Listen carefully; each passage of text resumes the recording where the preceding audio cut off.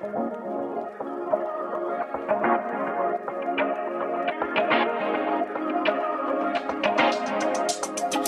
talk to me. Hello, ladies and gentlemen, and welcome back to a special edition of Shootin' the Breeze, back on the Shootin' the Breeze series. My name is Mike Larkin, and joining me today, you can check him out on YouTube, JMBeer434. You can check him out on the Max Wrestling Podcast. He is my fellow brother as well as podcaster in arms and promo in arms. Whatever you think of promo and trivia and everything to do with wrestling, myself and this gentleman do it very, very well within our crafts. The one, the only Beer. How are you, John?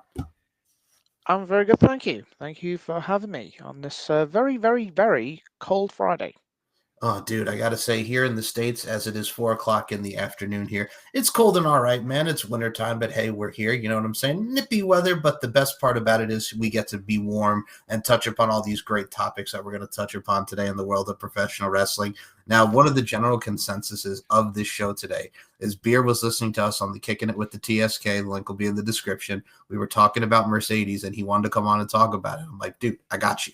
So I figured we touch upon this first. Mercedes Moné and her Ultimo Monet, which makes me and the rest of the Max guys and all of us just want to throw up in our mouth a little bit, because it's like, don't disrespect the legend of Yoshihiro Asai, a.k.a. Ultimo Dragon.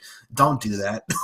Like, what are we doing? So we'll start it like this, because I'm going to pull this up on the screen, because I think we're going to add another belt here, Mr. Beer. So here we go. House of Glory on November 15th at Super Clash. The APAC Wrestling Women's Championship is on the line as Nor Phoenix Diana takes on Mercedes Moné. So for those who don't know what APAC Wrestling is a premier Malaysia professional wrestling promotion and training center. So we're going for a title in Malaysia. And Beer, we will start with that. Your thoughts on this match presented to us by House of Glory? I do like House of Glory. I know Solid Monster is like a commissioner of House of Glory. Yeah. JD from MY does play-by-play. He's currently on a bit of a tiny ban at the minute because of our good buddy Tony Khan and Mercedes Moné, which we will get to. I have never even heard of that championship. And what is it going to benefit? Is anyone actually going to watch the company? Hell no. No. Well, I think the difference is, like, if you look at Ultimo Dragon's reign and all the 9 championships that she's held, whether it be in war, wrestling, and romance, like the stuff that he did with Jericho back in the day, all had prominence with working relationships that either were with the WWF or prominent wrestling promotions throughout Mexico, Japan, what have you. And Mike Tenay, I said this on Max, and I'll say this to you, Mike Tenay was the perfect catalyst for that, because if you remember when Mike Tenay was on commentary in WCW, he would heighten those promotions, and Ultimo Dragon would go to those promotions and defend them. I kind of equate it to like back in the mid-2000s when TNA did the World Cup, and they would highlight the wrestlers from Team Mexico, Team Japan, or what have you. This is just like, what the fuck ever. I think the only title defenses she's had, and it makes sense because they have a working relationship with CMLL, like she defended the championship for the CMLL title on Collision against Olympia. Like, that's the only title I know that she's defended on live television. So it's like, unless she goes and defends these championships, it's pointless. Where's the story leading to? I have no idea. That's my thing. Like, we have her and Statlander coming up at Full Gear, John. And I'm thinking to myself, last year we had Mercedes as the TBS champion going against Chris Statlander. Now it's Statlander as AEW Women's Championship against Mercedes. So I hope, much like Toni Storm, she's the second person ever to defeat her, because she's beaten her like twice already. But I have a bad feeling that she's going to wind up winning it again. I mean, thankfully, we got her out of the women's tag team tournament. Her and Athena lost to Willow Nightingale and Harley Cameron, but I don't understand it, man. I think it's just a way of her to collect titles. I made the comparison to Austin Aries, and I'll ask you about this. Remember when he was the belt collector in TNA? I think the only title that I noticed that he had, besides the TNA title and the X Division title and all that, he won the Defy title, and I remember he beat Pete Dunne at the time. Like, do you remember any of the other championships that Austin Aries actually had that they promoted? Not at all. I didn't. The one he beat Pete Dunne, I definitely do recall that title. Yeah. But other than that, nothing. It reminds me of the Austin Aries belt collector run, man. Like, there's no way like this can end good. Like, I'm sorry if you also, I got to ask you because of the blood and guts side of things. I thought the match was great, but did you like how she only took one bump? The Samoa drop through the table, and that was it for Mercedes. First, I want to say it was the first Dynamite I enjoyed for a long time because Same. Dynamite, Raw, SmackDown, NXT, it's been a rough year for wrestling. It's been rough. The women's match was 100 times better than the men's. I thought the men's wasn't the best, if I'm very honest. But for her taking one bump, what was the point in having her starting the match? Because, hey, we got to promote this women's tag tournament. Also, we got to put the championship match in there. It made no sense for them to be in it. But then, again, this is Tony Khan just booking 6 women against 6 women. I mean, don't get me wrong. Everybody worked their ass off, especially Marina Shafir coming out of there looking like a badass, putting Chris Statlander on the nails. Oof. Like, I'm going to tell you right now, I think you can concur with me on this. There's a part of me that wants to see her and Megan Bayne win the women's tag titles. I think that would be great. If you want an unstoppable heel tandem to go against to try to take those championships for the chase for the baby faces, I think Megan and Marina should win. I initially pitched for Julia Hart and Sky Blue. That's a plus too. I thought the belts were sort of made for them, but I do tend to agree. Marina Shafir was a fucking beast in Blood and Gods. So shout out to Marina Shafir. But yeah, I mean, I don't mind it, man. Even though I still think Megan Bayne is more of a singles wrestler, because I know how great Megan Bayne is. Oh, yeah, and to go to the back to the part of Collision, sure. Who is Olympia? Some wrestler. I've never even heard of her. Some wrestler in CMLL, apparently. Is it Jordan Grace in the mask? No, I mean she was a jacked talent luchadora, but I'm like, I've never heard of this woman in my life. Like, we're just bringing people over here for her to wrestle on Collision. And I'm like, why can't we do this on Dynamite? Like when she wrestled Yuka Sakazaki, like something like. But no, it's just, it is what it is. And then she'll go online and say, oh, they never say I defend these championships, derp, derp, derp. And I'm like, shut up. It's just, she annoys me to like no end. Like, I remember like we saw the fraternity out there, like friggin' Griff Garrison and all those guys holding her championships at the pay-per-view. I know.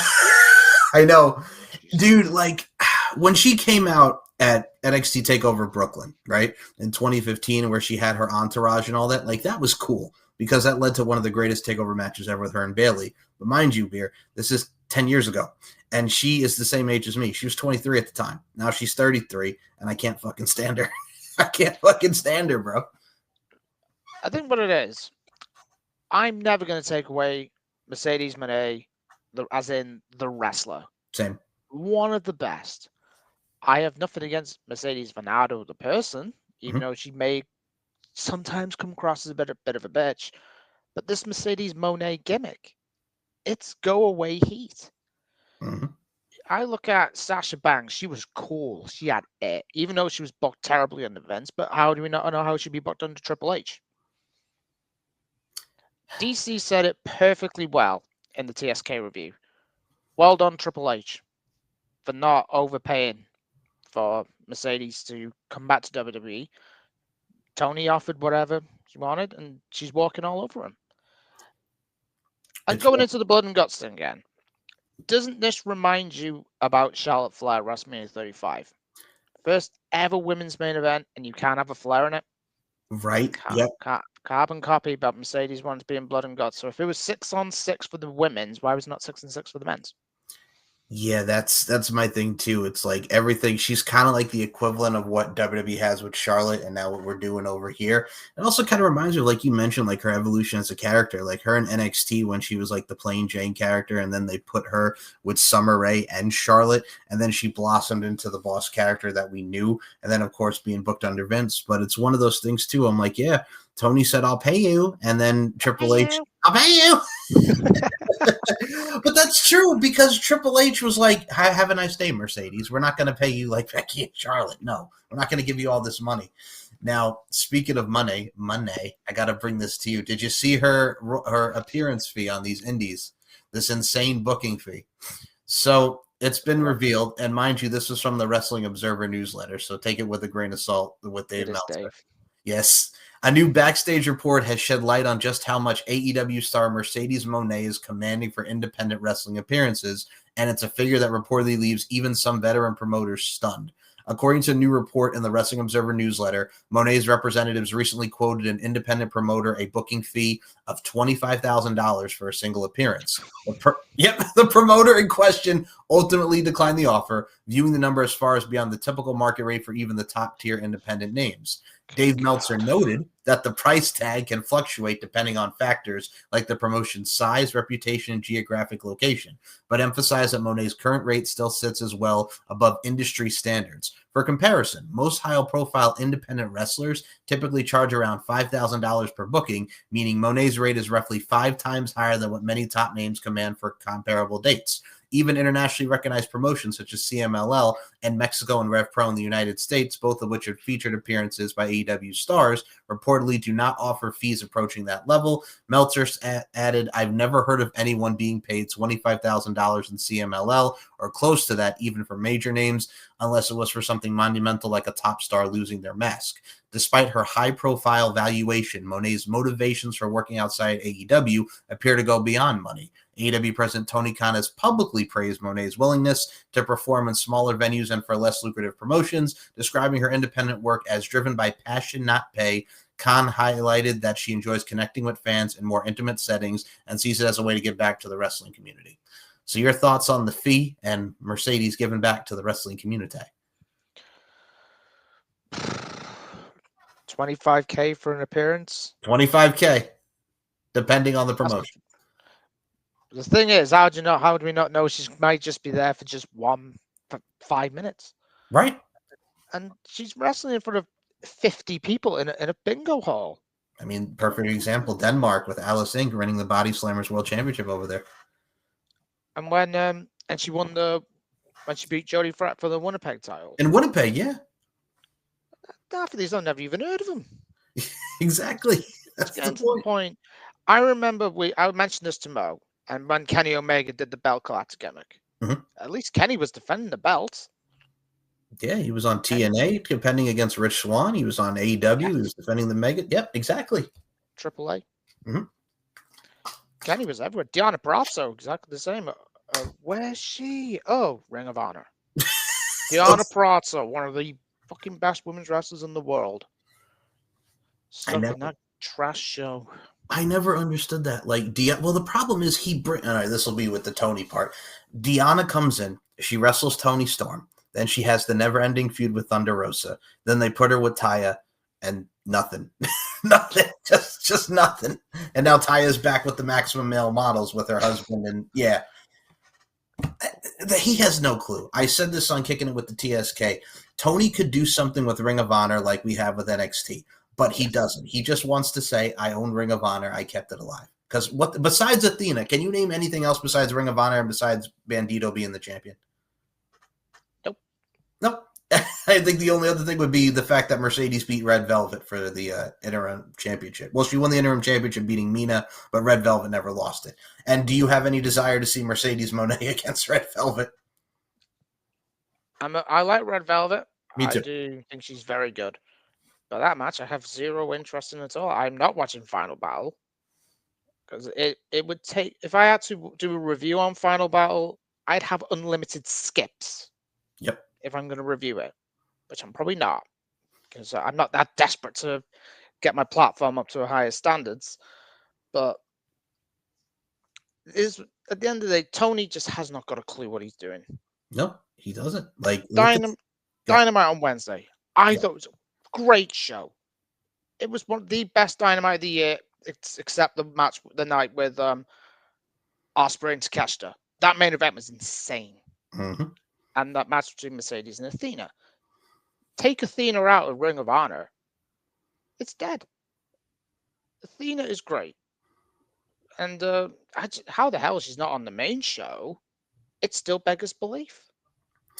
Well, I think it was like when Tony was in his media conference there and he was talking about, we'd love to have Athena Ring of Honor on AEW TV. I'm like, well, Tony, you own Ring of Honor and AEW. Like, what the hell's stopping you from putting her on TV? It's not like you don't own Ring of Honor, Tony. You could put her on TV, but you don't.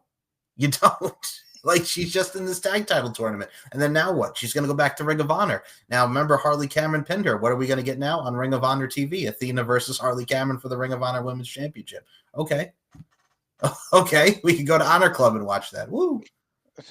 If anyone pays for that app, it's going to be like the 10 people at Fightful is probably going to watch that show. Yep.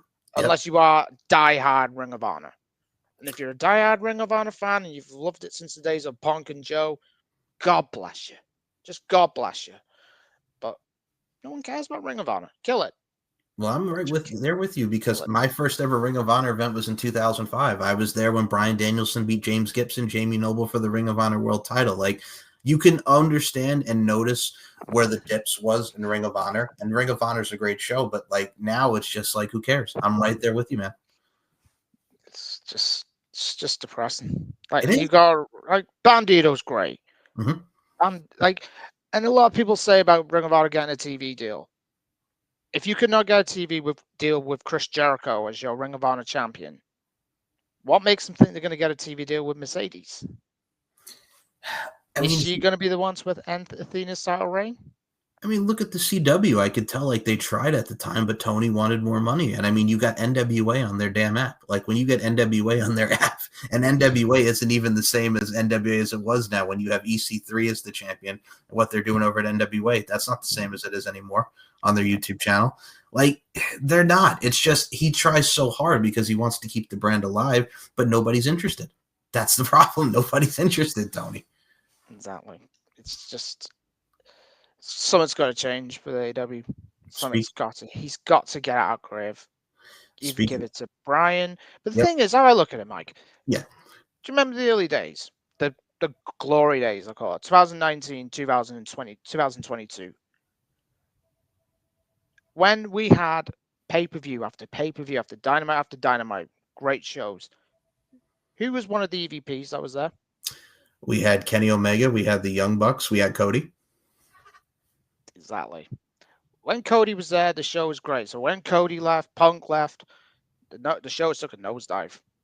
Yeah. Ratings is as low as it's ever been. The key demo is as low as it's ever been. But Tony Khan, I don't know if you've heard, he actually said that 2025 is AEW's best ever year. I saw that. That was the same interview where he said Jon Moxley is this modern day Harley Race. And I'm like, no, he's not. No, he's not. Oh, it's incredible.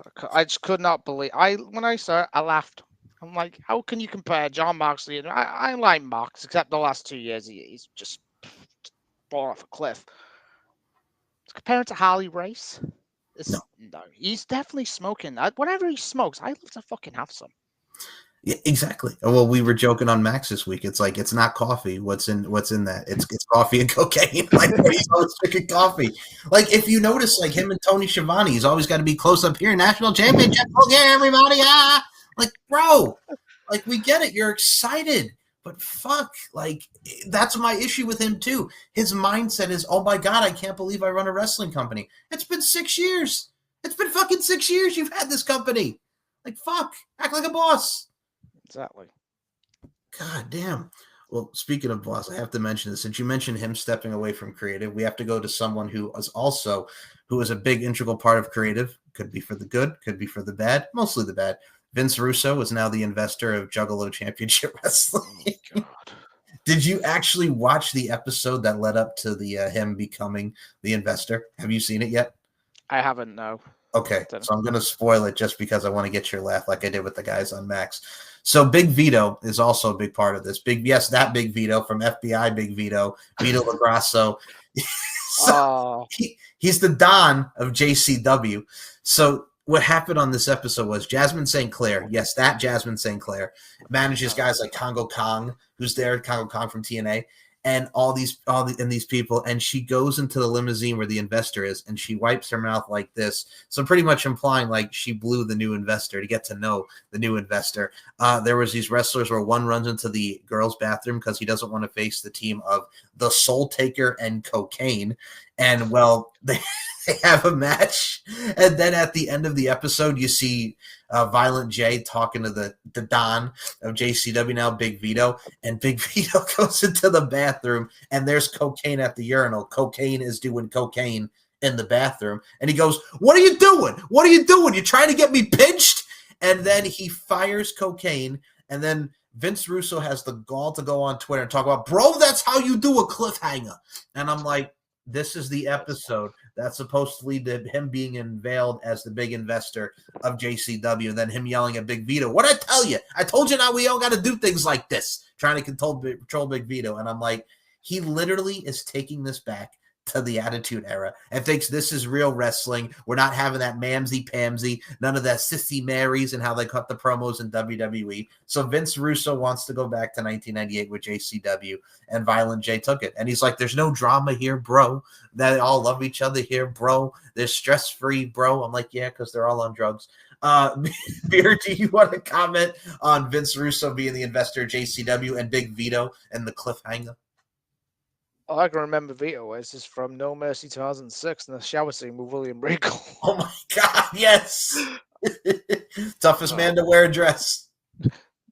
What you got, a father or a donkey? I can recall William Regal saying, "Nah, I was hysterics laughing at that." Oh my God, yeah, that's right. But wrestling has evolved. Yes. Since the Attitude Era, since the great days of WCW. I never really watched WCW as a kid, because as I think Dad said it as well, it was on in Channel 5, I think. Yep. And this is like the dead channels in our country. I have managed to watch a few Nitros here and there, 'cause it's on the WCW Vault channel on YouTube, which is great. But Vince Russo, he needs to know it's not about cliffhangers. It's all about long-term storytelling, long-term investment, and then it all comes together. Have you not have you every week? It's just too predictable. And did he say that he was going to stop watching wrestling when he was 60 odd? Yeah, he was going to stop watching wrestling, but he still keeps going. JCW pulled him back in. It's like The Godfather, bro. It's like The Godfather. Why did they have to do that? We were going to have a peaceful life without that absolute clown every week criticizing everything. Well, that's my thing. And we made fun of it on Deep Into the Heart of Wrestling because he's like, "Bro, we have the MFTs come back. They're wearing this tribal paint like they're, the Samoans, bro. And then we have the Wyatt Six come out, and they got 3 dudes and a girl and Nikki Cross." And he complained because it's like, why are these 5 guys backing off from 3 dudes and a girl? And I try to explain, like, the Wyatt Six is this badass, supernatural, like you don't want to mess with, crazy team. And then you put the MFTs, who are also a tough and crazy team. So you have these 2 combustible elements like collide. But I'm just like, bro, Nikki Cross has, ever since her Sanity days with Eric Young and Killian Dane and Alexander Wolf. Yeah. Like, she's been nuts. Like, that's her character. She's nuts. Like, so her going against Solo isn't a big deal. And also she gets involved. She cross bodies people. Like, she's involved with the intergender type of vibes there too. So it's like, I don't know what's so hard to understand this. It was him and EC3 talking about it. Exactly. He's clueless, and he's going to remember that Bo Dallas wasn't there. Yeah. So that it would have been Bo Dallas or would have probably been confronting Solo Sikoa. Mm-hmm. Obviously, Bo's obviously not around, obvious reasons, and get well soon, Mark Rotunda. Yep. IRS, one of my favorite ever wrestling gimmicks. Never seen a guy could draw heat as IRS did. But I want to try and forget Nikki ASH. I want to forget that. Mm-hmm. Because it was it nearly killed Rhea Ripley's career, by the way. But Nikki Cross is great. I just don't get what the problem is. The MFTs is a SmackDown's ratings killer. SmackDown drew under 900K for the first time, and under 1 million. Yep. The first time, probably since 2016. That show, you've mentioned it. We've all mentioned it. SmackDown needs a little something. They need something. They need Road Dogg to not be the co-writer on SmackDown anymore. We don't need Road Dogg anymore. I don't know if you've heard. Apparently, on January 2nd, it's going back to 3 hours. Oh God. I want to wait till Sap says something because I don't really trust WrestleVotes that much. I think I'll just wait for Sap to say something. But we've been through the 3-hour Raws, we've been through the 3-hour SmackDowns. Keep it at 2 or 2.5. It's fine. Just keep it the way it is. I'm fine with the 2-hour SmackDown, please. Now I have to ask you on SmackDown because it happened. Do you like that Jade Cargill is going back to AEW? Jade Cargill, I'm that bitch. Love it. Same. Like just coming out 15 seconds, cutting the promo, getting in B-Fab and Mia Yim's face. Like, where was this Jade Cargill? Like the babyface run was kind of running stale. Like we needed a switch. We definitely needed a switch. It was a matter of when, because I think all roads are leading to Bianca and Jade at WrestleMania. But if Jade's properly improved, I think the match will be fine. But because Bianca's probably gonna have to lead the whole match, because I love Bianca, she's fucking great. But I think Jade's getting there. Is she the Bret the Hitman Hart? No, hell no. But I think the start of the match with B-Fab tonight on SmackDown, I don't care. It should be a squash match. Should be done in within 2 minutes. But don't put a microphone near her mouth. If she had a mouthpiece with her, someone who could talk for her. And before we go into SmackDown a little bit, I'm going to have a nuclear about what happened with Julia. I'll go nuclear on that shit. But Jade as a heel, great, love it. Babyface, I think she was a bit too cringe for me. You know what it is too? Like I think with her as the babyface, like it was fine, her, Bianca, Naomi, and then the proper like coming back and go after Naomi. The Tiffany Stratton feud, I'm just kind of like okay, but then you finally had her squash her at Saturday night's main event. I mean, the SmackDown Women's Division. My thing is, who do you have her face next? Like, there's Mia Yim, there's B-Fab, there's Chelsea Green, like you mentioned, like there's Tiffany Stratton, Bianca when she comes back. But the thing is, the SmackDown Women's Division has kind of been dog shit. To be completely honest, it's dog shit right now. I think they're going to lead to Charlotte Flair and Alexa Bliss, but I think it's probably going to end up a split. All I can just say is it's got to be a superstar shakeup. I had some NXT call-ups. If I watch NXT, I watch it every week. I'm pretty sure yourself does as well. I do with Corey watches it with me as well. NXT's got about 14 women on their roster. Mm-hmm. That's ready for the main roster. I mean, we got Lash. Do you like Lash Legend and Nia Jax as a team now? Too early to tell, but they did have a decent match a few weeks ago on NXT. It's random, of course, definitely random, but it's got potential. All I can just hope for is that we don't see Nia Jax wrestle for 40 minutes at War Games. If I do, I think I'll lose it. Oh my God! After last year's Roller Games, no, don't do it again.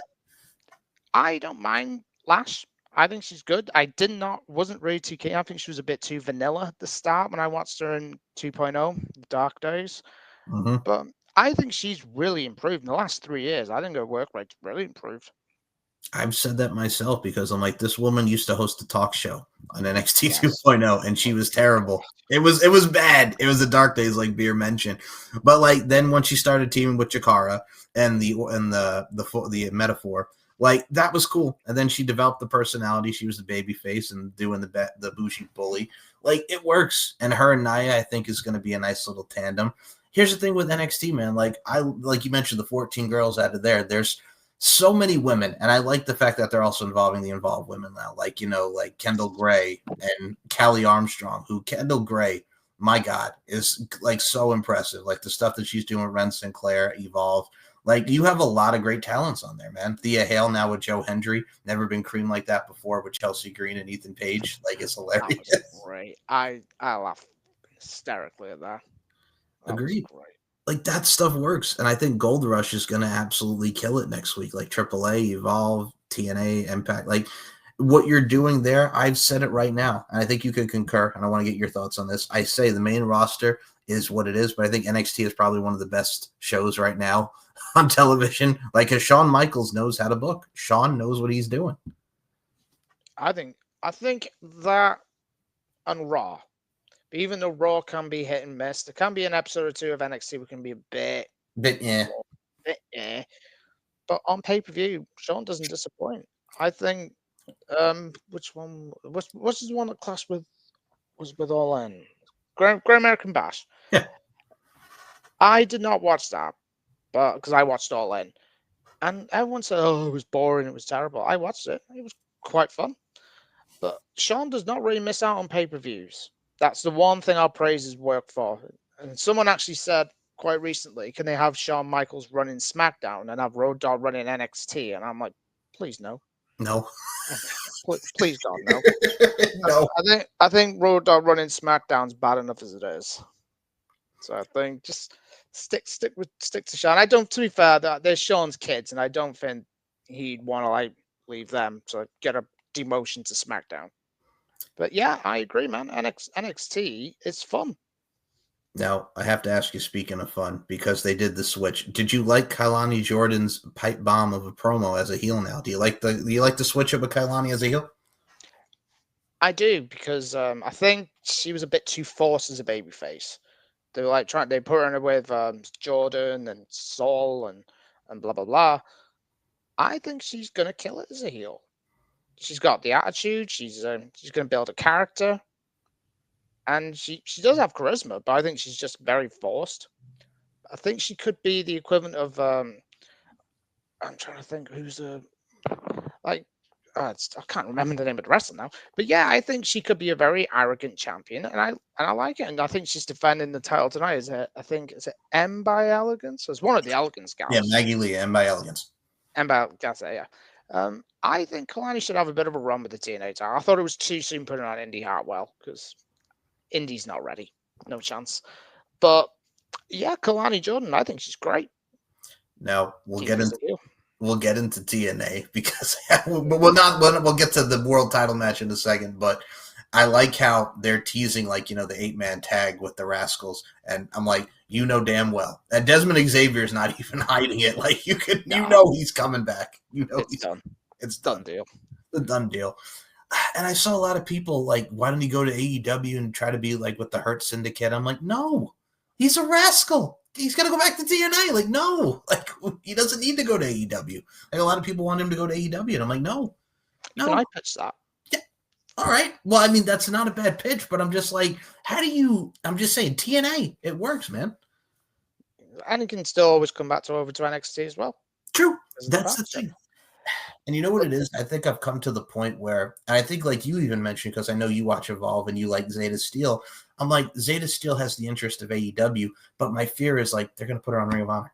Like we'll probably never ever see her. Like she'll probably be on Ring of Honor. Definitely.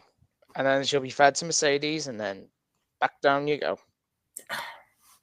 It's the same old shit, Mike. I know, but it's the thing. It's like I'm at the point where I'm like, if you're as a wrestler, and wrestlers are going to sign where they are, and I think that's absolutely fine.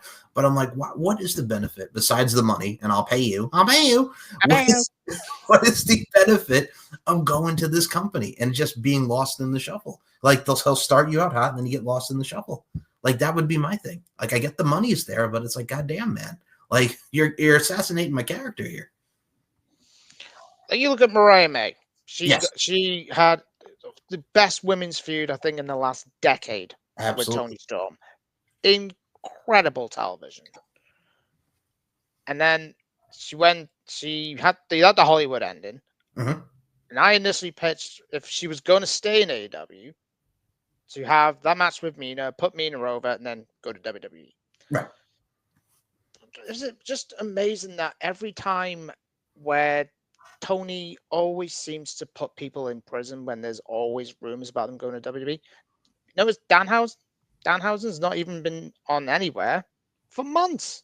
I mean, Britt Baker, like we just had the 1-year anniversary of Nobody Cares, and we've not seen Britt Baker since. Yeah, it's been over a year since we've seen DMD. Mm-hmm. Thunder Rosa. She's cooking in her underwear nowadays on YouTube. Nice, lovely site, by the way. Mm-hmm. Like Private Party. Where are they? I think with Zeta Steel, I think she's great. She's got it. She'll never be a babyface. She is a fucking diehard heel. But I think if she goes to Ring of Honor and wrestles in front of 6 people, it's just not gonna work. You know what also pissed me off? And like even with like the stars now, like Eddie Kingston, love Eddie Kingston, but like he comes back, has this awful match with Big Bill, and now he's in a team with Hook. Do you remember when Eddie Kingston was like a main eventer? That John Moxley promo going into Full Gear 2020? Oh, yeah. And wasn't Eddie involved in a feud with the Death Riders before did he break his leg? Yeah, that was with Gabe Kidd. Yep. Gabe Kidd. Why is he not in a feud with the Bloodline? Bloodline. Yeah, that the good times bloodline. Yes. But the Death Riders, why am I thinking about the bloodline compared to the Death Riders? Why did Eddie Kingston not get reinserted into the main event spot where AEW has no main eventers? I said to a friend of mine lately, name me one draw in AEW apart from MJF on the active roster right now who's not injured. Say obviously Swerve and Ospreay and Omega's injured. Who else is a draw? It's hard to think. Like, it really is, because there's not really a lot of people. Like, the only thing I'm really interested right now, I'm looking forward to Okada and Takeshita when that blows off. I think that's going to be fantastic. That's one of my main things. But the Young Bucks and what they're doing now with the $1 million challenge, I'm just fucking are you interested? Because they're teasing maybe they're gonna go back with Kenny. I'm we're gonna do another BTE reunion again, and I got no problem with it. But it's again, you know what I'm saying? It's they flip flop so many times, and I'm just whatever. And Josh Alexander has been made to look like a bitch ever since he's come to AEW, and I'm bro, this ain't it. This ain't it. Oh, Josh Alexander. You could have went. You could have went to NXT. We could have had the North again. Yeah, he could have won the NXT title. Yeah, could have won it before Ricky did. But Josh Alexander, this one hurts because he had that incredible match at the start of the year. Was it? I think it was Mike Bailey or Macklin at Genesis. I think that was Steve Macklin. Yeah, Steve Macklin. Incredible. And Josh Alexander, when he on his day, he was one of the most dominant TNA champions, and he's been, but like you said, like a bitch. He has no business being in the Don Callis family. There's about 25 members of the Don Callis family. We actually counted this deep into the heart of wrestling. So there's 12 if you subtract I think whoever's injured right now. There's if you subtract Andrade and you subtract one other person who's injured, there's 12. Jesus Christ. Yes. It's when you sign AEW. Nope. Don Callis family. Don Callis family. Or it's back in the day. Oh, you're signed to AEW? Go ahead and feud with Cody. Go to WCW. You're in the NWO. NWO. That's what it is. It's exactly. But I always laugh at him because Tony's we're not going to be anything like WCW. Hello. Hello. He's exactly doing what WCW does. Oh. This is a question I want to know. What do you think about this new national title? God. Why? So it's pretty much I get the NWA stuff, and Mike Mondo was so fucking pissed. He tweeted I'm the only national champion. Mike Mondo was great with his response. I did not know it was Mikey from the Spirit Squad. He looks completely different, right? Huge. I was shit, Brick. Guy's huge. He's doing something in NWA now with Aaron Stevens, the former Damian Sandow. And I gotta say, if y'all want to watch NWA, watch some Mike Mondo, because Mike is just absolutely killing it right now. He's the man. I will definitely recommend some Mike Mondo. But fuck, I look at what he's doing. It reminds me of the old Atlantic Championship, when Orange Cassidy have it and John Moxley had it. I'm just he's pretty much going back to what the Atlantic Championship was. It's just rinse and repeat. Yep. Well, look, how many times did friggin' TNA have the television title and they made it the King of the Mountain title? And this title, they've rebranded that championship, the Legends title. It's pretty much all three wrapped in one. It's just mistake after mistake after mistake. Then TNA, I don't know how the hell they've survived. They're their own worst enemy. Well, and AEW's becoming the same. And people are gonna think that I dislike AEW. I don't. I watched Dynamite, loved it. Every pay-per-view, great shows. And this is the impression that I get, is people think I dislike the product. I don't. It's the same. You've heard me yell about Tony's booking. We've been watching this for 6 years, since the beginning. Hell, we'll even watch it since the first All In 2018. We can notice the decline. We notice the booking. Then don't get pissed at us. It's when the Sickos did the side-by-side comparison of when Wesley originally won the North American title. And this is what everybody makes fun of Tony's and his hugs, and more hugging, less mugging. And Shawn Michaels is hugging Wesley after he won the title. So emotional. And I said, It's like a father or a coach hugging their player for doing such a great job. It was an emotional moment. When Tony's hugging Okada and putting his head on his shoulder like this is Tony Khan saying, "Oh my God, we got Okada. I love Okada. I love you so much, Okada." He's fanboying out over Okada. Shawn Michaels is like a proud father watching his son do well. That's the difference. It's a difference between Shawn Michaels hugging Wesley and Tony Khan hugging Okada. And that was great, actually, because that was after the time I think Zach got fired. Well, Yes. wrongly fired. Wrongly. Nash Carter should never have been released for that. Yep. Fuck you, Kimberly. That's right there with you. I fucking cannot stand Kimberly. Fuck you, Kimberly. Do you remember the photo with Tony with Claudio when he debuted at Forbidden Door? He's hugging him like this. I love you so much, Claudio. I love you so much. Thank you for coming to my company. And he bum rushed him. And I'm like, bro. I said that on Max. I said it to Mo. I said, dude, it's like when he sees Claudio Castagnoli, he doesn't see like this great wrestler just being polite and actually being normal. He's like, oh my God, that is Claudio Castagnoli, who was tag team champions with Chris Hero in the Kings of Wrestling. Ring of Honor. That's literally what he's. Oh my God, it's the Kings of Wrestling. That's literally what he thinks. It's what he thinks. Tony's just a walking meme. It is. Like, everything is now is just a meme. Just fucking, yeah. Oh, fucking just bum rushing these dudes. Like, dude. The other thing I want to, you mentioned the national title. The other thing with AEW, I'm going to pull up on the screen. Nixon Newell and Miranda Alizé. 3 minutes, that doesn't work for us. Oh, we'll just give it over to these girls. You know, we can't get nothing done in 3 minutes. I said on Max, and I'll say it here. Anything in life, anything in wrestling, you make the most of your time. King Kong Bundy, Jeff Hardy doing the job to him, doing the job to Scott Hall and Triple H, Matt Hardy doing the job to Nikolai Volkov, and ringmaster Steve Austin. Friggin' James Ellsworth got hired because of the Braun Strowman match that he had. Like, you make the most of your time. Like, that's CM Punk got hired by the WWE in 2005 for his match that he had with Val Venus on Sunday Night Heat. Yeah, and it got him hired. Like, there's tryout matches, there's stuff to do, and you mean to tell me you can't get the work done in 3 minutes? And they're like, oh, well, that's not what happened. We left and we went to eat. But I'm like, everybody's calling bullshit on them because it's like, no. Like you left and you bitched. You had a bitch fit, to quote White Chicks, and you freaked out. Exactly. So here's what the latest was. And again, you can take it with a grain of salt, but I thought this was imperative. So from the wrestling, yep, it's Dave again. Wrestling Observer newsletter. Nixon Newell has been accused of having WWE brain rot by an unnamed independent wrestling booker following her walking out of AEW. One person involved with the independent scene said they didn't believe this publicity would help get Newell bookings, even though this became kind of the talk in wrestling, and some indie promoters think that controversy will help sell tickets and they aren't just two random women.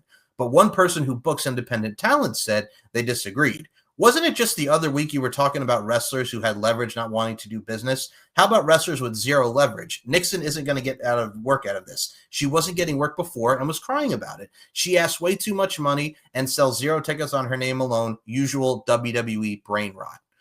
So your thoughts on this comment here made in the Wrestling Observer newsletter by an independent contractor? Well, I love Nixon Newell as Tegan Knox. Yep. I remember the Mae Young Classic. They were raving the hell out of her, saying she could be the next leader, next Trish Stratus, next, But the injuries killed her career. I thought when she returned in 2022, I thought this could be a good move. They needed to get the they should have brought the titles in early for the women's and Intercontinental in the US. She couldn't draw a dime. And it's sad. And I never even heard of her. Was it Miranda Alizé? Alizé. I'll sneeze.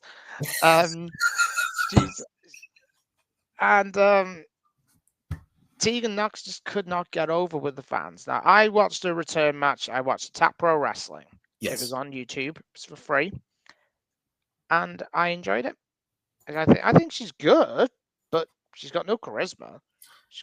And to have 3 minutes in the match, but then again, you can look at the match with Tay Mayo and Anna Jay had. It was against Mayo World and is it Nguyen?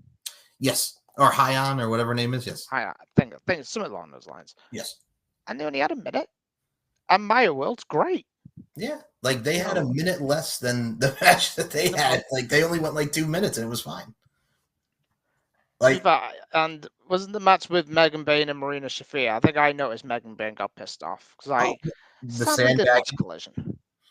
Yeah. Well, I mean, also you're sandbagging the double German suplex, and you cannot say you were sandbagging. But we've seen Brock Lesnar at Hardcore Holly in 2002. We know what sandbagging is, and you sandbagged the fuck out of that German suplex because you were pissed that you were only getting 3 minutes. Let's keep it real here.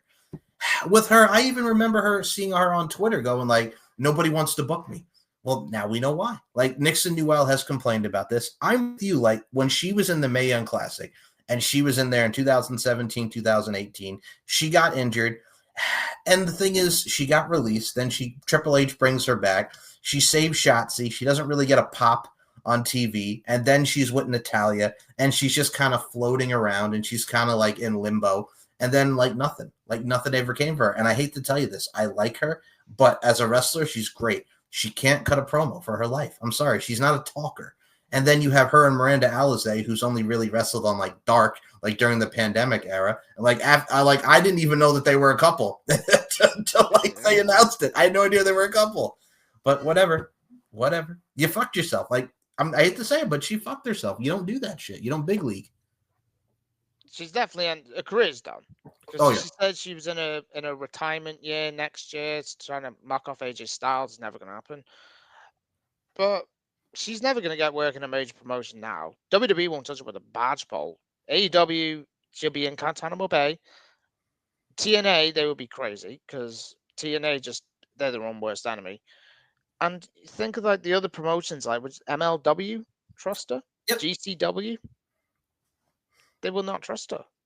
Vince and Russo it's will be sad. like, yep. Oh. And Vince Russo will be on the phone like, we're going to teach you how to do a promo, bro. We're going to show her how to improvise, bro. And the one thing with Tegan Knox I'll always remember is the fucking amazing heel turn of Dakota Kai at TakeOver War Games. That's probably my favorite memory of Tegan Knox. I agree with you because I even said this to the guys. I'm like, that's like her only memory. People think of Dakota Kai kicking her in the face in the War Games. Like, that's it. Ooh, that was incredible television. It was great. Like, that was the only memorable thing she had in WWE besides the Mae Young Classic. Like, that was it. And then nothing. Exactly. I'm with you. But yeah, I don't see JCW picking her up. I don't see GCW. I don't see MLW. I don't see NWA. I honestly think like she friggin' just, she fucked herself over. Done. And Miranda Alizé. Ooh. Yeah, but that was the latest on Tegan Knox. Now, you did mention something as well that we're going to get into, John. And well, I think this is about that time that we get into it. Let's talk about Julia and Chelsea Green. Yeah. Oh, he was so mad, y'all. Like, Beer was so mad because I talked to you about this. So Chelsea Green wrestled Julia on SmackDown. It was literally like not even that long of a match. It was quick. Like she takes that elbow fire and then gets pinned with the feet on the ropes. Bye Julia's title reign. And mind you, Zelina Vega's reign sucked. Then Julia beats her, and then she's having these matches with Zelina Vega, and she's in the mix and the Mia Yim match. But yeah, Julia's reign kind of went over like a fart in church. They've since put Kiana James with her, and I love me some Kiana James. But yeah, Julia's run was worse in a way than Zelina Vega's run. You definitely thought Zelina's reign was bad. Oh yeah. The mistake they made with the United States Women's title was they should have put it on someone who can elevate the title. I agreed with the Intercontinental titles put on Lyra Valkyria. I agree with her, but she is so damn good. But I'll go back to Julia. Who was she with Marigold before she went to WWE? Yes. What must Rossy Ogawa be thinking? Yeah, like when she was at that takeover and she got that huge pop and she was so shocked that people knew who she was. Like, I remember that image. He's like, oh, they're cheering for me. Like, and then she gets the run in NXT. She's going against Roxanne and then the match with Vaquer. Like, and she's having these great matches, and you bring her up, and she's this heel, and then you put Kiana James with her to be her mouthpiece, and it's just like, okay. It's not working. It's not working. Because the fans, they don't even know who the fuck Kiana James is. Because they never explained it. They never explained her. Like, she was in NXT. She's his former tag team champion. Like, nothing. Exactly. But, like, what must the diehard Marigold Stardom fans think of the booking of Julia last Friday? They must be embarrassed. Uh-huh. I actually said, I actually turned SmackDown off after that. I went, no, I'm done. I just could not watch the show anymore because it was actually, even though I like Cody and Black as the main event, I just got bored of SmackDown. It's not like having a hissy fit because I'm a Julia fan. I'm a big Julia fan, but it's not like a hissy fit for no reason because the show sucked. But the booking of Julia needs to be fucking addressed. She went to Raw. Why take her from Raw? I think the story with Roxanne Perez was going to work. Mm-hmm. You could have had it. And to go back to NXT, start of the year, that night, with her and Stephanie Vaquer, Roadblock. One of the best NXT shows I've watched all year. Incredible match. She had a match with Jordan Grace. Incredible match. And now she was booked like a bomb. And just I'm just trying not to lose it because I know it's SmackDown's on tonight and I don't want to get even more depressed. But I was surprised she never asked for a release to get a job like that. I'm going to go to another person. I think very shortly we will go to the next person. Talked about being jobbed. The thing is, they've not really given a good explanation of who Julia is, what's she there for, what's her plan. She got called up from NXT with no direction for me.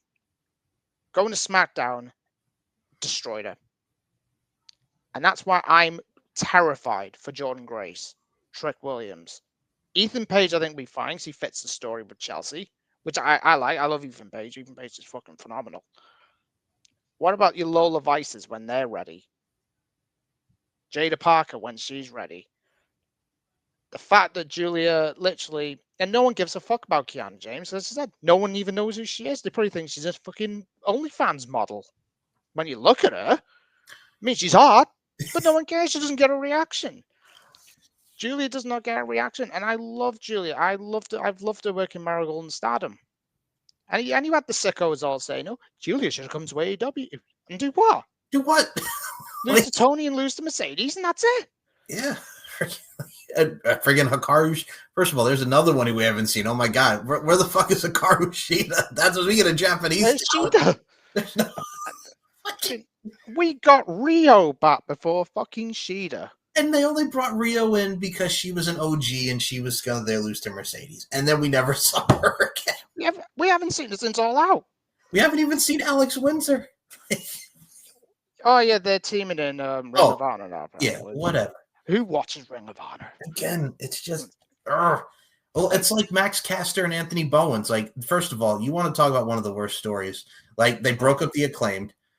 Nothing. Like, and now they're trying to bring them back together, but they're not the Acclaimed. We're not doing this Acclaim thing. And then Tony Khan's like, hey, but you guys, when you're together, fans love you. Hey.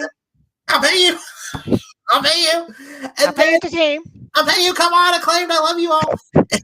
And they're going to be wrestling on the friggin' tailgate brawl on friggin' Full Gear, but we don't know who their opponents are. It's like you had Jerry Lynn come in and try to like bring them together. Remember in TNA in like the mid 2000s when you had the franchise Shane Douglas, and this is after Chris Candido, God rest his soul, passed away, when he tried to get the Naturals out of their losing streak and they became the franchise Naturals.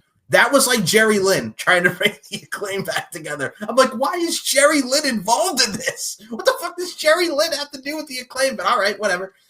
It just people. I know out of all people, Jerry Lynn.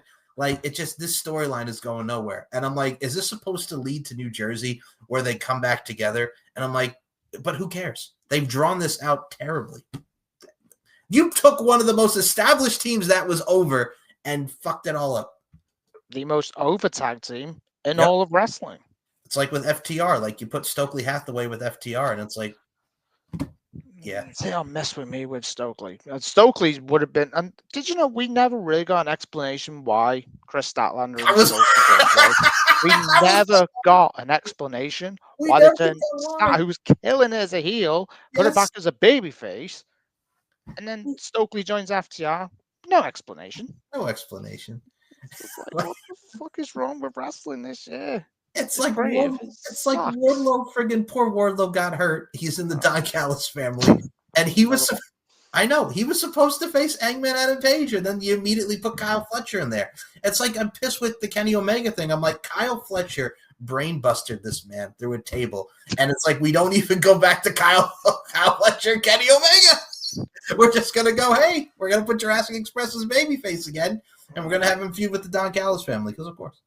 What's wrong with these companies this year? It's just I don't even know, man. I really don't know. It's well, everybody was complaining that Nakamura came back randomly as a babyface, and I'm like, you know what? I don't even care. We got the old Nakamura back. I'm happy with that. Like, I'm happy with the old Nakamura coming back. Like, whatever. Definitely. But I think Nakamura's never been the same since when he lost to Jinder Mahal. God.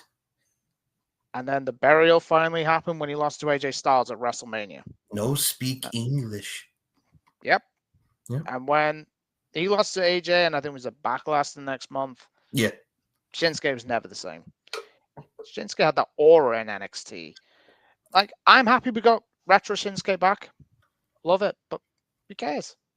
Did you also see, like, he had been pushing to want to be Tanahashi's final opponent, but I got to tell you, him and Okada one more time, I'm all right with that too.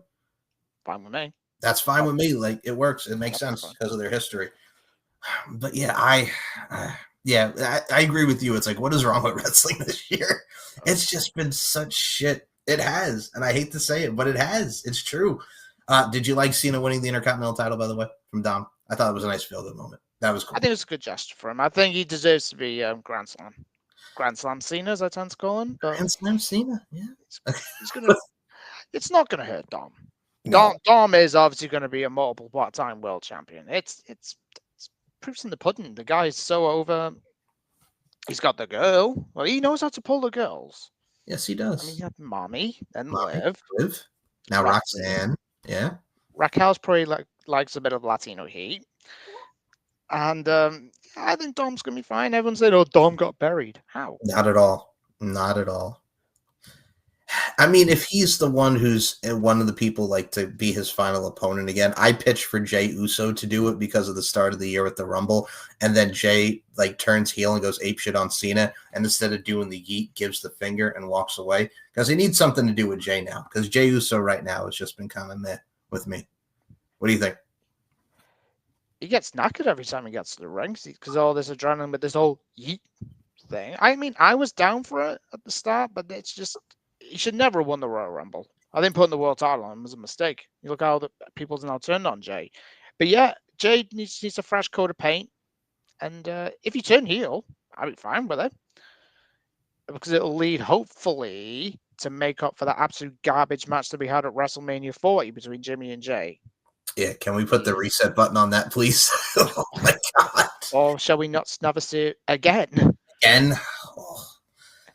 Well, speaking of something that we should never see again, we'll come to our final topics. So we're going to touch upon it because, again, Beer and I have talked about this. He was incredibly pissed. What happened last night on TNA? So Mike Santana was wrestling Ryan Nemeth, and then Nick Nemeth comes in, gets attacked by God knows who. And then we have the NXT invasion. So it's High Rise, Wesley's former tag team in NXT. It's Charlie Dempsey. It's Brooks Jensen. It's Lexis King, it's Stacks, and it's Robert Stone, the former Robbie E in TNA, attacking Mike Santana. And then Frankie Kazarian, who's the co-holder of the Call Your Shot Gauntlet trophy, comes out and has this very short match with Mike Santana since he's been hurt. Mike makes the comeback. The injury rolls up Mike Santana, 1, 2, 3. Frankie Kazarian, for the first time in his career, is the TNA World Heavyweight Champion. And Mike Santana only held that goddamn title for 32 days. It reminded me of when Rhino won the world title in 2005 at Bound for Glory, and then 3 weeks later, he lost the NWA title right back to Jeff Jarrett. That's exactly what it reminded me of. Oh, so I'll let you go first on this because I know you got a lot to say, John. Your thoughts on Mike Santana after 30 days and him coming out that he's been 1,000 days sober, which God bless him for that because Yeah. that's wonderful. God bless Congrats, him Mike. for that. I wish I could Exactly. be 1,000 days sober. Um, Go ahead, John. I'll let you take it away. it's quite frankly incredible. I put on my video earlier. Did they put the belt on Mike Santana as a bargaining chip to keep him? Because his deal is up at the end of the year. Or has he had an injury that we don't know about? Or did they just take the belt off him because I think they know he's going to follow Joe Hendry to WWE? But losing the title in 32 days, that is dirty. Could they not have left it for like to have a bit of a story and have Kazarian just like lurking around, have Nick Nemeth lurking around? But to do it after 32 days? I thought, honestly, I thought I was seeing things when I woke up. I remember it was about 6 a.m. my time. I woke up, looked at my phone,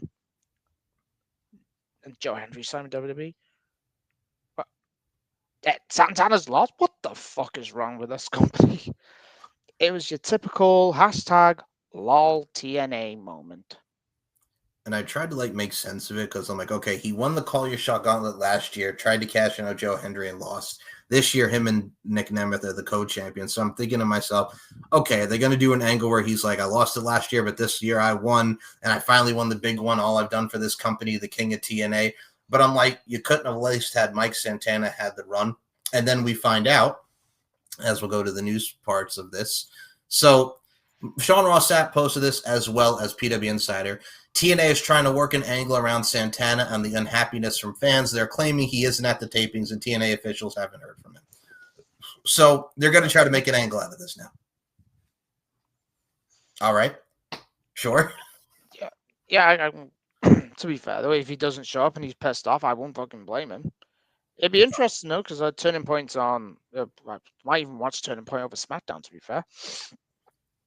But I'll probably watch SmackDown. But I'll keep an eye on this Santana story. But I don't know, man. It's not doing the Vince Russo route. Swerve, The swerve, bro. cliffhanger, bro. Anger, bro. Yeah, God's it's just. done dirt. Don't do it. I don't know, man. But Mike Santana, we love you, but damn it, that friggin' booking was ridiculous. It was so bad. I was so pissed watching Impact last night. I was so angry, so angry because that dude worked his butt off. Like I know you mentioned in your video that you watched his match in House of Glory and you've seen him do a lot of the indie stuff and of course the AEW run. But I remember like when he first came to TNA with Ortiz and Diamante, and they were the new LAX. And I remember thinking to myself, like, wait a minute. The problem is they're in the GFW era, and I'm like, wait a minute. LAX is Conan, Homicide, or Hernandez. I'm like, who are these guys? Because it's just like, oh, they're the new LAX. And then they brought them up. And then the matches that they had with the OGs, the matches that they had with Penta and Ray Phoenix, OVE will be here all day. They built him perfectly. He became one of the focal points of TNA in the tag division. And then, of course, Proud and Powerful in AEW. And then Tony Khan fucked it up royally. What's new? What's new, right? And then he goes to TNA and he has this resurgence in his career, and he finally wins the big one after the chase. And it's like, okay, cool. He defeated Trick. The TNA World Title's back in TNA. And then 32 days later, here you go, Frankie. Here you go, Frankie. It's just, I just couldn't believe it. Like the guy, when he was in the Inner Circle. Yeah. I enjoyed the Inner Circle, even though a lot of people aren't Jake Hager fans, aka the sickos, after them insulting their Pride Lord Jordan Saber Tony Khan. But Mike Santana, I've always had a soft spot for him. I think he's fantastic. The match with Ricky at HOG, phenomenal match. And Mike Santana can have a match with a cardboard box and it would still be a great match. But to do it dirty like that, I think it's just ridiculous. So we will definitely see where that goes tonight at Turning Point. But yeah, like y'all are pissing me off right now. And I've been enjoying this TNA NXT relationship, but I'm like, out of all the people, we got Charlie Dempsey, Lexis King, friggin' Brooks Jensen, Robbie E, Stax, and High Rise. I get it getting over. But I mean, High Rise was briefly on NXT. They've mostly been on Evolve. Brooks Jensen's on Evolve. Lexis King is on NXT.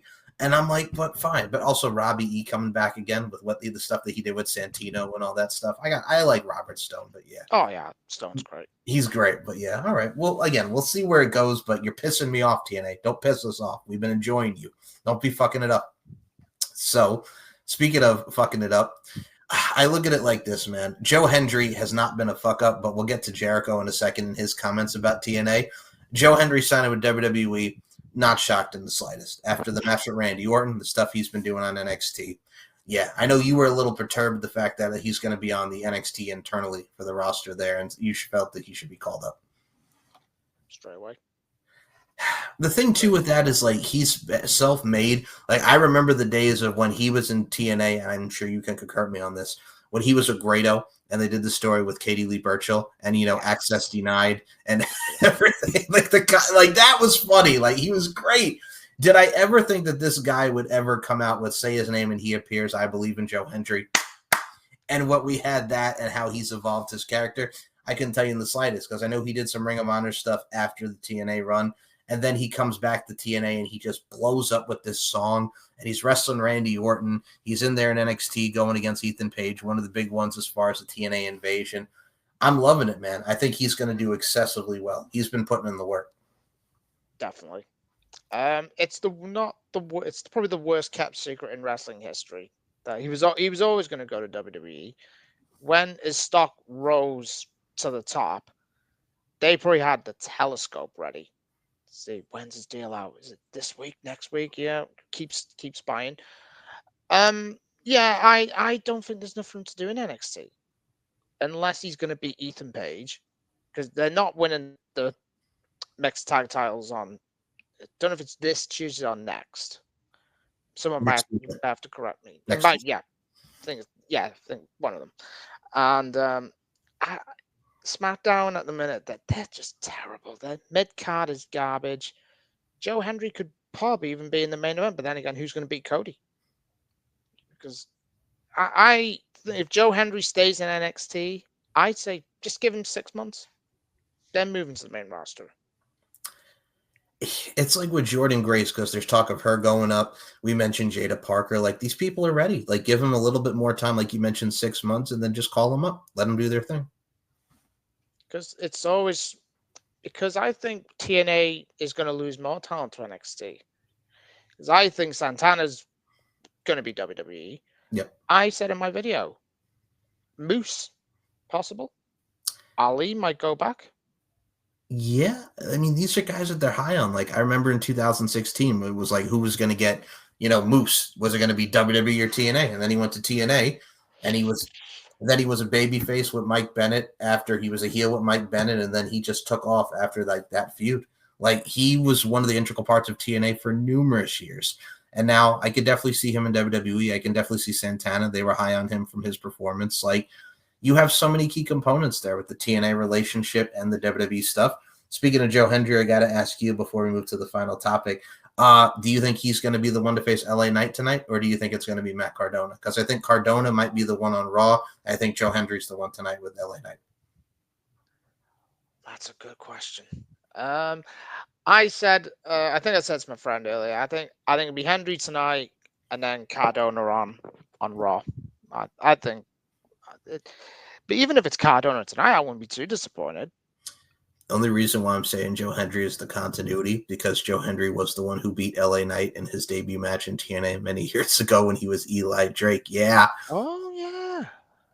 See, so there's history. Long-term storytelling. Long-term booking, people. So, yeah, I think either way, whoever it is, it's going to be fun. And I look forward to seeing where the tournament goes. And speaking of looking to where these things go, Tony fucked up if this is the case. So let's talk about it, man. Chris Jericho says TNA looked like the second biggest company in the world at Bound for Glory. That crowd looked huge. It looked huge. It was like a WWE level crowd. The place was packed. I was watching this and not saying anything out of school here, but comparing it to watching Dynamite when they were at the ECW arena, which looked like a Tony Condello taping. Sorry, it did. TNA looked like the second biggest company in the world, and that was amazing, and the presentation was amazing. Now, with Chris Jericho saying that, I know this will make the sickos cry, but I definitely see him going back to the WWE. If that is not an exit, I don't know what is. I pay you. I'll pay you. No, I don't see that ever happening. And by the way, for those that don't know who Tony Condello is, I had to look him up too. He was a promoter in Canada that Chris Jericho's dealt with in Manitoba, Canada. So I'm just like, all right, you're gonna just bury one of the promoters in Winnipeg? Sure, go ahead, Chris, whatever you say. But yeah, I look at it from a stance like this. What else does Chris Jericho have to do in AEW? Former world champion. The learning tree was going nowhere. That was like changeable television. Hi guys. It was one of those things. Guys. Hi guys. It's me, Chris Jericho. I'm Chris Jericho. It was one of the things where it's just like it went nowhere. The friggin' whole thing with the Jericho Vortex and everything. Everything that they did with the Jericho, what was it, the Jericho Society, everything like that. Yes. Thank you. Jericho Appreciation Society. It was just like he was trying everything after the Inner Circle, and it was just like whatever. Like it absolutely was whatever. Like he hasn't done anything memorable really since the Inner Circle. I mean, he had the feuds with MJF. He's had these feuds, but it's just like, what else can Chris Jericho do? Honestly, go back to WWE. Put him in there with the Dominic Mysterios. Like that would be a fun feud because he has history with Ray. Like you could do so much with Jericho now with this new crop of talent in the WWE. Like, honestly, there's nothing else for Jericho to do there. And he was an integral part, no doubt about it. But honestly, just take your final run in WWE, take the Hall of Fame, and make your money. Nothing for him to do in AEW anymore. No, there's not. I'll say, well, the Inner Circle was great. I loved it. I loved the Painmaker gimmick. That Painmaker gimmick was phenomenal. Agreed. JAS, I just was never into it. But the learning tree, good God, that could have literally tarnished his legacy. Now it's not a dig at AEW, but even though what he's saying, the crowd look huge, he's right. Where's he telling lies? Tell me when I'm telling lies. Exactly. Jericho ain't telling no lies whatsoever, man. But I think it's gonna go. I said in my video, it's two ways. It's either gonna be at the Royal Rumble. It doesn't matter whether it's break down the walls or fucking Judas. I'm not bothered. Just that'd be great. Oh, you're gonna remember that there's a Saturday night's main event's been announced. It's in Toronto the week before the Royal Rumble, and there's a Raw.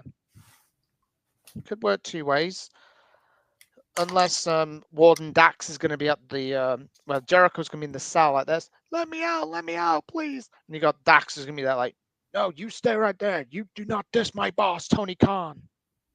Listen, I call him Warden Dax. I love FTR, but and I'm gonna say it, Dax has been such a little biatch ever since someone either says anything bad about AEW. He always just being the ultimate defender. I'm like, dude, we get it. You love AEW. We get it. He blocked me on Twitter, by the way. Has he really? Oh my God. Dax blocked me because I criticized FTR's one of their stories. And I think it was, but they had another match with the Bucks. I went, this is like the 8th millionth time we've seen this match, and Dax blocked me for it. But Cash is great. Cash Wheeler is great, but Dax is just a bit of a douche. Like, dude, like people can criticize your stories. We criticize it all the time. Like I don't know how you ruin FTR. Like I have no interest with them against Brodito. It's just I think with FTR it's because you put him with Stokely and it made no sense. And now he's just trying to be like fighting with the fans and everything. And I'm like, dude, it doesn't work. Like it's not working. It's not clicking. And I think it wouldn't be me if I didn't mention this. And I know you get a crack out of this. So I think we'll end it with this because we mentioned Jericho and the Jericho Appreciation Society. Like, look, I loved ever since he started the Painmaker stuff in Japan, the match with Omega, the Alpha Omega, and what led to his AEW run.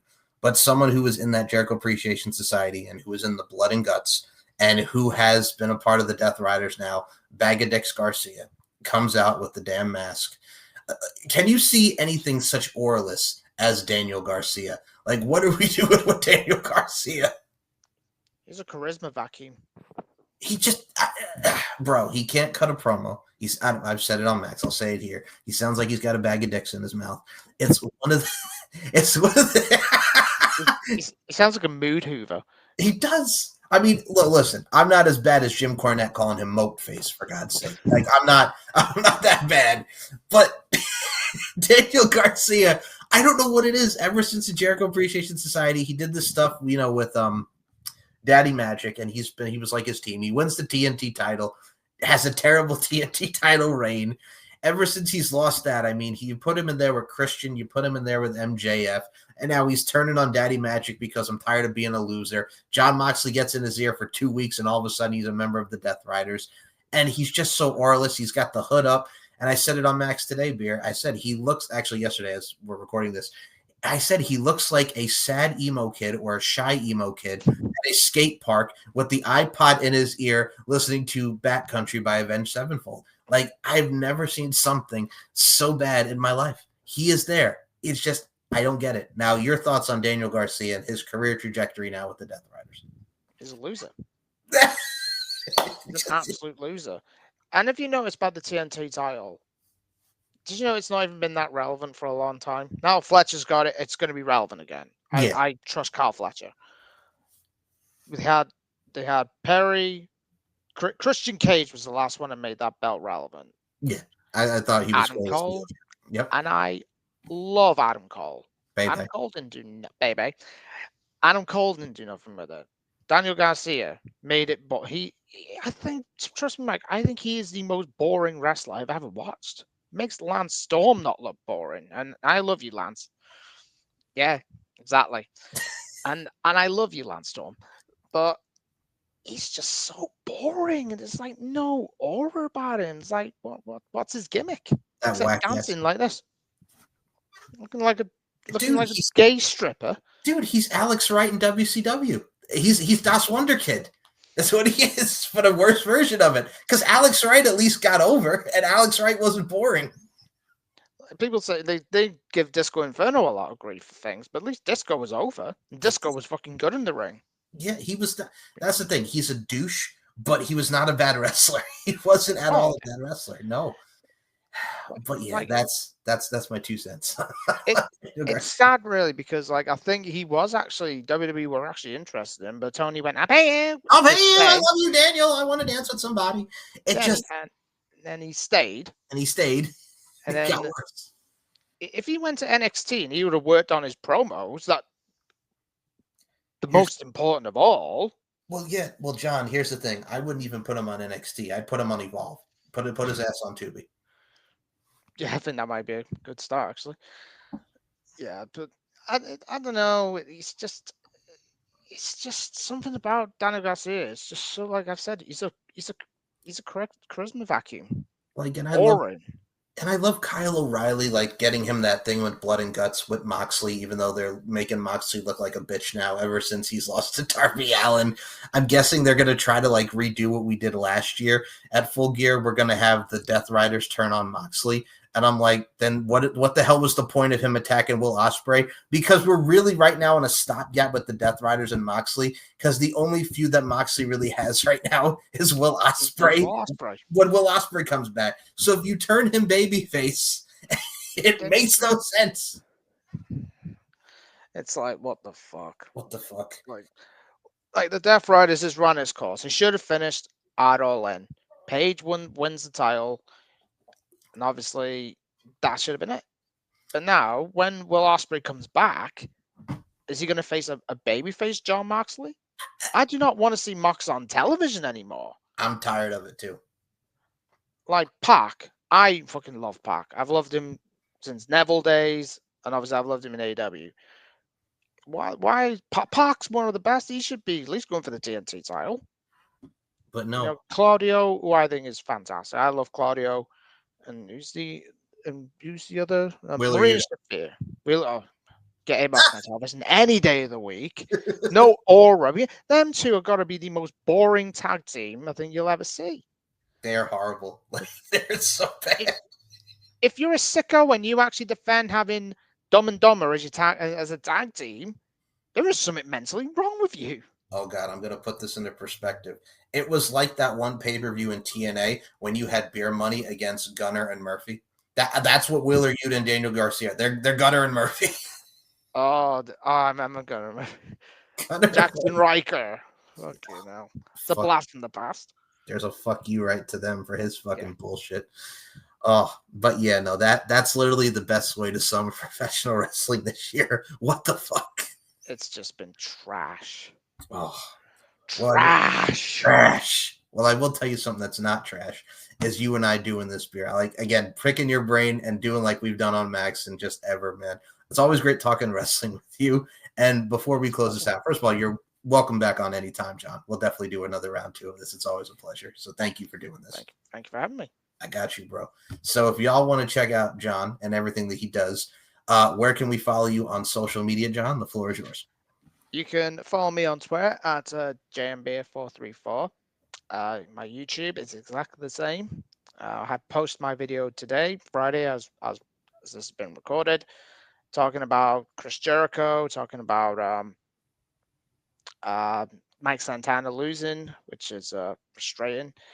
But yeah, there's a lot of content on the way. I do intend on bringing back the Wrestling Retro Rewatch. I dropped Hell in a Cell 2019 2 weeks ago. And I'm aiming to drop SummerSlam 2002 very soon. An actual good show. And then I've got to go to the dark side again. And I've got to review Super Showdown 2020. Oh my God, do I have to? But this is the thing I do for the love of the platform. But to go back as well to the Mercedes Moné part. Fuck Mercedes Moné. Beautifully said. And also with Max Wrestling, we do have promo series coming up really, really soon. So you're in a bout with Cypher, and it looks to be Moses Marquez if Moses doesn't get past whoever. And he's coming in. He wants to make it a triple threat now against the 3 of you at promo series. So yeah, you have a big bout coming up, going towards the Demon S and promo get-in. I will be in action as Steve and I will be going against, as I like to call them, Chico and the Man, Moses Marquez and Daniel Crimmins for the Max Wrestling Tag Team Championships. So that's going to be fun. Thank you. I'm really looking forward to what we all have with promo series, so definitely check it out. Lots of trivia, lots of promos. And that is at Max Wrestling UK on Twitter and Facebook. And join the group because Beer's in the group. I'm in the group. We got the Max Wrestling group for everybody to interact with. So yeah, on that front, man, your links will be in the description. First of all, you already popped me huge. SummerSlam 2002. I was actually at that SummerSlam and when I was 10 years old. One of the best cards, top to bottom, of 2002. Oh, I cannot. To this day, it's still the greatest SummerSlam ever, in my opinion. That theme song, I will fight till there's nothing left. Yep. Oh, we'll be here all day.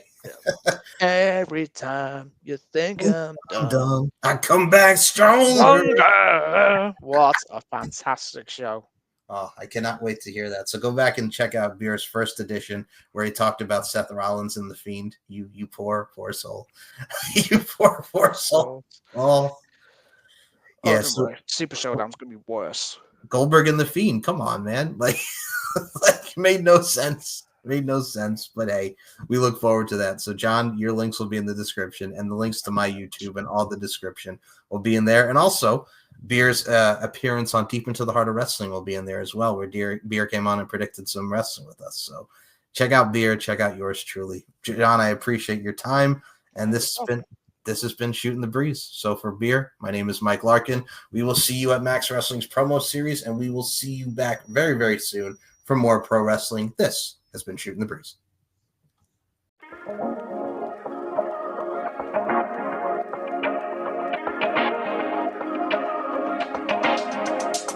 Come talk to me.